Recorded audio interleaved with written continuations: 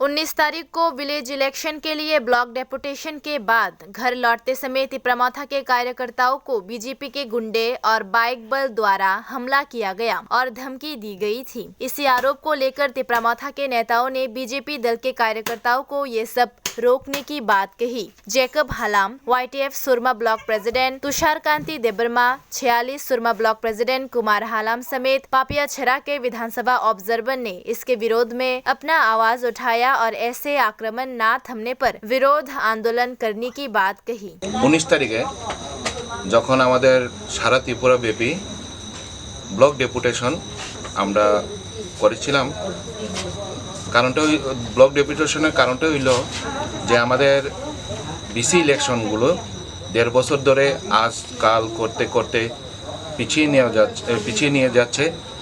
তারা সুপ্রিম কোর্টের রায় পর্যন্ত মানছে না। কোর্টের উপরে সুপ্রিম কোর্টের রায়ের উপরে আমাদের রাজ্য সরকার তাও নিন্দা করছে, পিছিয়ে দিচ্ছে ইলেকশনগুলি। তো তার জন্য আমরা ওইখানে আন্দোলন করার জন্যই ডেপুটেশন দিয়েছিলাম। জাস্ট আমাদের শান্তি সম্পত্তি বজায় রেখে আমরা আন্দোলন করেছিলাম। কিন্তু করবুকে দেখা গেছে যখন আমাদের ব্লক ডেপুটেশন শেষ হওয়ার অম্পিতে যখন আমাদের ব্লক ডেপুটেশন শেষ হওয়ার পথে আমাদের কর্মীরা বা জনসাধারণরা যখন বাড়িতে ফিরছিল তখন বিজেপির গুন্ডা বাহিনী, বাইক বাহিনী ওরা এসে আক্রমণ করে ও 3 জন আহত অবস্থায় জিবি হসপিটালে ভর্তি হয়। কিন্তু তারপরেও দেখা যাচ্ছে যে ওইখানে যারা দুষ্কৃতীরা যারা অন্যায় করেছে ওদেরকে গ্রেপ্তার না করে আমাদের ত্রিপুরামাথার সমর্থককে জেল হাজতে নেওয়া হয়েছে। কিন্তু অ্যাকচুয়ালি এটা সবাই জানে, মিডিয়াও ফোকাসে সবাই দেখেছে যে ওইখানে প্রথম আক্রমণটা বিজেপির তরফ থেকে হয়েছিল।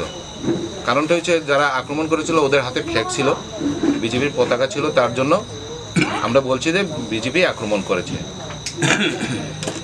তারপরে দেখা গেছে বিজেপির কিছু সংখ্যক জনজাতির বা আমাদের সম্প্রদায়ের লোকরা ওইখানে আমাদের ভূভাগড়ার নামে